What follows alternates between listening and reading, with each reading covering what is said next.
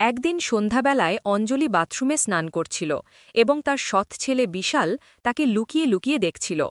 বাথরুমের দরজা পুরানো হওয়ার কারণে কিছুটা পচে গিয়েছিল, যার ফলে বিশাল সেই কাঠ খুঁড়ে খুঁড়ে একটি ছিদ্র তৈরি করে দেয়, আর সেই ছিদ্র দিয়ে সে প্রতিদিন তার মাকে স্নান করতে দেখত। এভাবেই কয়েক মাস কেটে যায় এবং অঞ্জলির এই বিষয়ে কোনো খবর ছিল না যে তার নিজের ছেলেই তাকে চুরি করে দেখছে। অঞ্জলি দেখতে খুব সুন্দর এবং আকর্ষণীয় মেয়ে ছিল। তার শরীর ছিল খুব ভালো, যা যে কাউকে আকর্ষণ করার জন্য যথেষ্ট ছিল। যেখানে তার ছেলে তাকে নগ্ন অবস্থায় স্নান করতে দেখে আরও বেশি অস্থির ও তৃষ্ণার্ত হয়ে উঠেছিল। বিশাল মনে মনে পরিকল্পনা করতে শুরু করেছিল যে কোনোভাবে তার নিজের মায়ের সাথে একবার সবকিছু করতে পারলে মনে খুব শান্তি মিলবে। কিন্তু অঞ্জলি সম্পর্কে তার সৎমা ছিল। তার বাবা এখন এই দুনিয়ায় ছিলেন না। কোনো গাড়ি দুর্ঘটনায় তার মৃত্যু হয়েছিল, তাই সে সরাসরি তার সাথে কিছু বলতে পারত না। তার ভয় ছিল যে যদি সে তার নিজের মাকে কিছু বলে তাহলে সে তার উপর রাগ করতে পারে, অথবা তার দাদাকে সব বলতে পারে, যার ফলে তার সম্মান ধূলিসাৎ হয়ে যাবে এবং দাদা তাকে বকবে তা আলাদা, আর কে জানে তার বাবা তার সম্পর্কে কি ভাববেন। এখন বিশাল এই বিষয়ে অনেক ভাবতে শুরু করেছিল, কিন্তু সে জানত না যে তার সৎ মাও একই জিনিস চাইছিল। তারপর একদিন খুব বৃষ্টি হচ্ছিল। যখন অঞ্জলি কাপড় ছাড়তে ছাদে গেল, তখন বিশাল তাকে তার কোলে তুলে নিল এবং ভালো বন্ধুরা, স্বাগত আপনাদের আমাদের আজকের গল্পে। বন্ধুরা, বিশাল প্রতিদিনের মতো তার মা অঞ্জলিকে লুকিয়ে লুকিয়ে দেখত। এই বিষয়ে অঞ্জলির কোনো জানা ছিল না। বিশাল এই বিষয়ে অনেক ভেবেছিল যে সে কিভাবে তার মাকে রাজি করবে। তারপর বিশাল তার ফোন থেকে একটি নকল আইডি তৈরি করেছিল এবং তাতে একটি মেয়ের ছবি দিয়েছিল। আর আইডি তৈরি করার পর সে তার নিজের মাকে একটি ফ্রেন্ড রিকোয়েস্ট পাঠিয়েছিল। অঞ্জলি বেশি বয়স্ক মহিলা ছিল না। অঞ্জলি যখন তার ফোনে ফ্রেন্ড রিকোয়েস্ট দেখল, তখন সে ভাবল একটি মেয়ের রিকোয়েস্ট এসেছে। অঞ্জলি রিকোয়েস্ট অ্যাকসেপ্ট করল এবং অঞ্জলির এমন করায় বিশালের কাজ আরও সহজ হয়ে গিয়েছিল। বিশাল যখন রিকোয়েস্ট পাঠিয়েছিল, তখন সে তার মায়ের সাথে ঘনিষ্ঠতা বাড়ানোর চেষ্টা করছিল। সে তার কাছে গিয়ে বসত, তার সাথে হাসি ঠাট্টা করত এবং যদি সে কোথাও বসে থাকত তাহলে সে ইচ্ছে করে তার সাথে লেপ্টে বসার চেষ্টা করত। এই বিষয়টি অঞ্জলিও লক্ষ্য করছিল, কারণ বিশাল তার সাথে হাসি ঠাট্টা করতে শুরু করেছিল। সে তার কাছে হাসি ঠাট্টা করত, এতটা লেপ্টাচেত যে অঞ্জলিরও মনে হতে শুরু করেছিল যে সম্ভবত তার ছেলে তার থেকে আরও কিছু চাইছে। একদিন বিশাল অঞ্জলিকে বলতে শুরু করল, অঞ্জুমা, তোমার কোনো বয়ফ্রেন্ড নেই কি? অঞ্জলি বলল, এ কি ধরনের কথা বলছো? কিছু বুঝছো কি? আমি তোমার মা। তখন বিশাল বলে, দেখো অঞ্জুমা, বাবাকে গেছে ৩ বছর হয়ে গেছে এবং এখন তোমার বয়সে বা কত? আমি চাই না যে তুমি সংকুচিত হয়ে জীবন কাটাও। তোমারও জীবন উপভোগ করার অধিকার আছে। যদি কেউ থাকে তবুও আমার কোনো আপত্তি নেই। এতে অঞ্জলি বলল, না, আমার কোনো বয়ফ্রেন্ড নেই এবং আমি এসব বিষয়ে কোনো আগ্রহও নেই। আমি এই ধরনের মহিলা নই। আমি এই ধরনের কোনো কাজে কোনো আগ্রহ নেই। বিশালের মনে তখন লাড্ডু ফুটতে শুরু করেছিল। সে ভাবতে শুরু করেছিল যে যদি তার কোনো বয়ফ্রেন্ড না থাকে তাহলে তার ভেতরের ইচ্ছাগুলো নিশ্চয়ই জাগ্রত হবে। কিন্তু তবুও সে অজানা হওয়ার অভিনয় করতে শুরু করল এবং বলল, অঞ্জুমা, যদি কেউ থাকে তুমি আমাকে বলে দাও। আমি কাউকে কিছু বলবো না। তুমি আমাকে তোমার বেস্ট ফ্রেন্ড মনে করতে পারো। এখন তুমি এটা মনে করো না যে আমি তোমার ছেলে। তুমি আমাকে তোমার বন্ধুই মনে করো, তোমার দোস্ত মনে করো। অঞ্জলি বলল, না না বিশাল বেটা, আমার কোনো বয়ফ্রেন্ড নেই এবং আমি এই ধরনের কাজ করি না এবং কখনো করবও না। বিশাল তার পরিকল্পনায় লেগেছিল এবং এখন সে অঞ্জলির কাছে সেই মেয়ের আইডি থেকে মেসেজ করা শুরু করল। এখন এদিক থেকে মেয়ের মেসেজ আসলে অঞ্জলিও মেসেজের হাই হ্যালোর রিপ্লাই দিল। কিন্তু অঞ্জলি কি জানত যে তার নিজের ছেলেই তাকে মহিলা সেজে কথা বলছে এবং আগামীতে তার সাথে কি হতে চলেছে।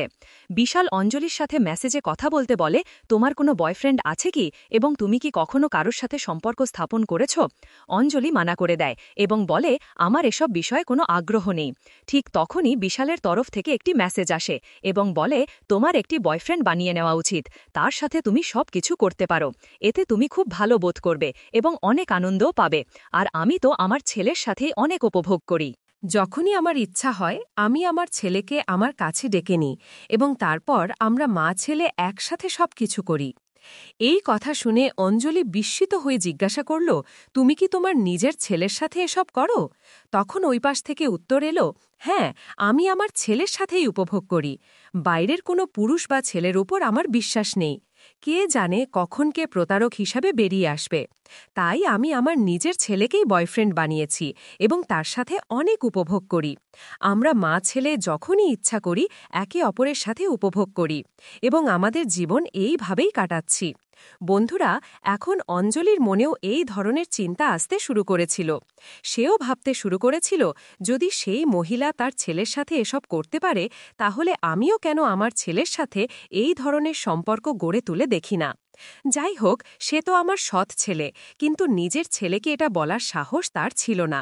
তাই এখন অঞ্জলিও তার ছেলের সাথে কিছুটা আলাদা ধরনের আচরণ করতে শুরু করেছিল এবং তার পরিবর্তিত আচরণ দেখে বিশালের মনেও লাড্ডু ফুটছিল। সে বুঝে গিয়েছিল যে আমার কথার তার ওপর প্রভাব পড়েছে। অঞ্জলিও এখন বিশালের কাছে এসে তাকে বলতো, জানাতো, তার সাথে ভালো ভালো কথাও বলতো, হাসি খুশিও শুরু করেছিল। এমনকি দুজনেই বেশ আটকে আটকে একে অপরের সাথে কথা বলতে শুরু করেছিল। অঞ্জলির মনে অনেক কিছু চলছিল। একদিন হঠাৎ বৃষ্টি এলো। ছাদে অঞ্জলি কাপড় শুকানোর জন্য রেখেছিল এবং অঞ্জলি দৌড়ে ছাদে গেল এবং যখন সে ছাদে পৌঁছাল তখন সে সব কাপড় নামিয়ে ফেলেছিল, কিন্তু একটি কাপড় দড়িতে আটকে গিয়েছিল। দড়িটি উঁচু হওয়ার কারণে অঞ্জলি অনেক চেষ্টা করছিল, কিন্তু সেই কাপড়টি বের করতে পারছিল না। তখন সে তার ছেলে বিশালকে ডাক দিল। বিশাল তৎক্ষণাৎ ছাদে পৌঁছাল। তখন অঞ্জলি তাকে বলল যে কাপড়টি তারে আটকে গেছে, তুমি একটু বের করে দাও। বিশাল বলল, আমি তোমাকে কোলে তুলে নিই এবং তুমি সেটি ভালো করে বের করে নাও। সে সুযোগ দেখে তৎক্ষণাৎ তার মাকে কোলে তুলে নিল এবং অঞ্জলি সেই কাপড়টি তার থেকে নামিয়ে ফেলল। এখন এই দুজন মা ছেলে একে অপরের খুব কাছাকাছি ছিল। ঠিক তখনই বিশাল অঞ্জলিকে এদিক ওদিক স্পর্শ করতে শুরু করল। তার সাথে আটকেলি খেলতে শুরু করল। অঞ্জলিও এর কোনো বিরোধিতা করল না। সেও তার সমর্থন দিল এবং দুজন মা ছেলের মধ্যে সেখানেই ছাদে বৃষ্টিতে সবকিছু হয়ে গেল, যা সম্ভবত হওয়া উচিত ছিল না। বন্ধুরা, এখন এই দুজন মা ছেলের মধ্যে যখন এই নোংরা খেলা শুরু হলো, তখন এটি একবারে কোথায় থামতে যাচ্ছিল। এখন এই দুজন মা ছেলে যখনই সুযোগ পেত তখনই একে অপরের সাথে উপভোগ করত। এভাবেই কিছু মাস কেটে গেল এবং পরে অঞ্জলি জানতে পারল যে সে প্রেগনেন্ট হয়ে গেছে এবং তার গর্ভে তারই ছেলের সন্তান বেড়ে উঠছে। এটি শুনে বিশালের পায়ের নিচ থেকে মাটি সরে গেল। সে ভয় পেয়ে গেল। তার মনে হল যে যদি এই কথা দাদাজিকে জানা যায় তবে খুব বেশি ডান্ডা পড়বে এবং মারও পড়বে, আর সমাজে এই কথা ফাঁস হয়ে গেলে খুব বদনামি হবে। সবাই বলবে যে তুমি নিজের মায়ের সাথে এসব করেছ। এখন এটাই দেখার বাকি ছিল। তখন তারা দুজন মিলে প্ল্যান করল যে এই শিশুটির অ্যাবর্শন করিয়ে নেবে। পরের দিন এই দুজন স্বামী স্ত্রী সেজে হাসপাতালে পৌঁছাল, কিন্তু হাসপাতাল স্টাফ অ্যাবর্শন করতে রাজি হল না। ডাক্তার স্পষ্টভাবে অস্বীকার করল যে আমরা এই ধরনের অ্যাবর্শন করি না। এটি শুনে দুজন মা ছেলে বেশ টেনশনে পড়ে গেল। এই দুজন মা ছেলের কাছে তাদের জীবন মৃত্যুর চেয়েও খারাপ লাগছিল। ওদিকে বিশাল ভিতরে ভিতরে কষ্ট পাচ্ছিল।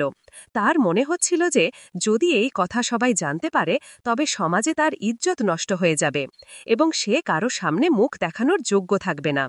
কোনোভাবে আমাকে আমার ইজ্জত বাঁচাতেই হবে। এখন এই লোকেরা একে একে অনেক জায়গায় চেষ্টা করল। যতদূর তাদের পরিচয় ছিল সেখানে তারা চেষ্টা করল, কিন্তু অ্যাবর্শনের জন্য কোনো হাসপাতাল রাজি হল না।